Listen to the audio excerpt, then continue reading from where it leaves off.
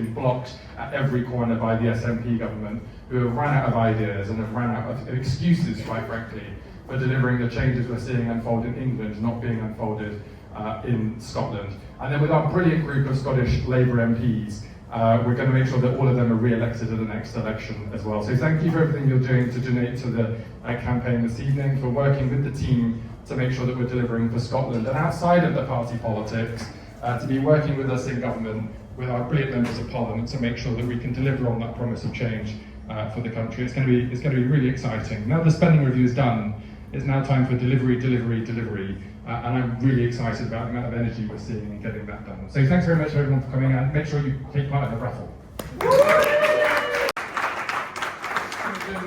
Thank you so much to you and the team for everyone coming together for the fundraiser this evening. I'm the warm-up act to Johnny Reynolds, which means I need to work a bit harder on my beard and maybe take a bit off at the top. Are we allowed to say that? Ooh. You can tell him I said that, it's fine. Johnny is doing a brilliant job as our business secretary. You'll have seen he's published our modern industrial strategies today, which if you've not seen is a brilliant document where the team at the Department for Business have worked across the whole of government to make sure that we're working really hard to support business, to unlock investment and create great jobs and to help generate growth across the economy. As Chief Secretary to the Treasury, I've been working with Johnny and the team on the spending review, which we published 2 weeks ago, where we've distributed the money that the Chancellor's made available to us to help drive that growth across the UK. And then last week on the infrastructure strategy, which again is integrated within the industrial strategy because it's where we're looking at the economic infrastructure that will enable lots of investment and job creation across the country. And look, the fundraiser this evening is super important. You don't need me to tell you that. I'm kind of getting pre-election vibes by being back here actually, which is making me feel quite kind of pumped for what's coming up in the year ahead. You guys will know that we've got crucial elections in Scotland and in Wales and across parts of England. And we were also delighted and thrilled when you were successful in your by-election recently. So hats off to you for all of the hard work. Because all of you clap, we should clap. Tonight as well. Now, actually, it doesn't look like that much on the table, but let me tell you, I don't know if we arranged it that well. Okay, we've got a raffle and we've got some absolutely incredible prizes. We have got a bottle of 16-year-old Glenmorangie. Not buying me at Edinburgh Airport this morning.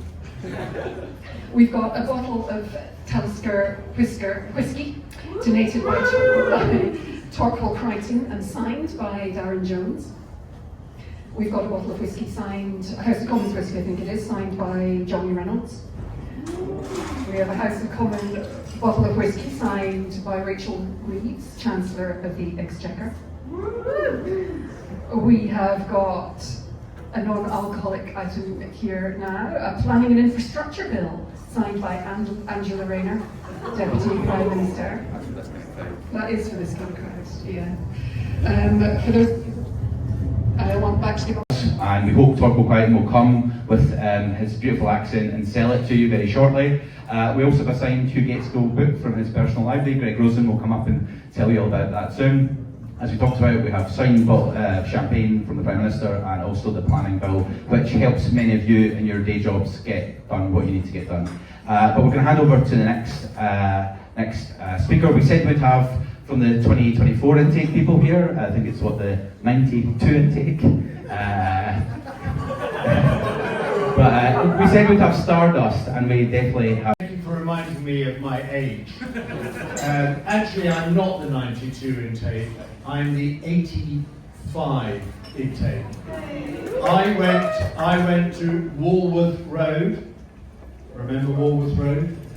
If you do, put it out of your memory as quickly as you can. It was a dreadful place to work. It was the Labour Party headquarters in 1985, and that's where I went at the age of 30. So I went in the House in 92, and I do not quite know how I came to be here in Waterloo, given that I am the British ambassador in America, not America's ambassador in Waterloo. But it is, however, very nice to be here because I was rolling around Whitehall this afternoon,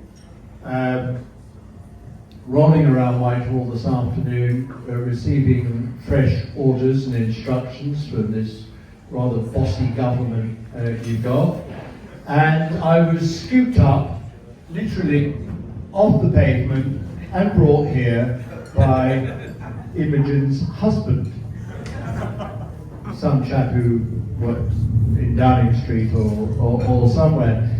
And it is very, very nice to be here, and simply to remind you all, if you need reminding, that being in government is a really, really, really hard business. I know you all celebrated last year and thought the whole thing was going to be a walk in the park, and now 1 year on you've discovered that given all our country has been through over the last 10 plus years, there is an enormous amount to be put right, and I'm afraid you, all of you, each and every one of you who supports this government, it's your job to make sure that bit by bit, step by step, stone by stone, this country is renewed, reformed, repaired and put on the right track.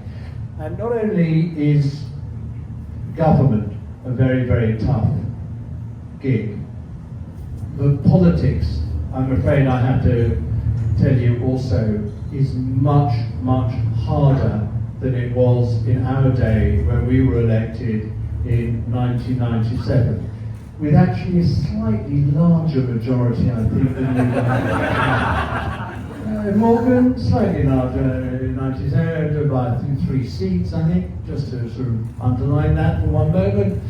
But I tell you why it is so much more difficult now, politics. You know, and it's not just in Britain, it's across all the liberal democracies across Europe. Because it's not just about the economy, stupid, and putting things right economically. The truth is that now in our societies, everyone either wants our countries to be more liberal or less liberal. That's the issue with liberal democracies now. So it's not just a fight about economics and how we're going to give people proper jobs and a decent income.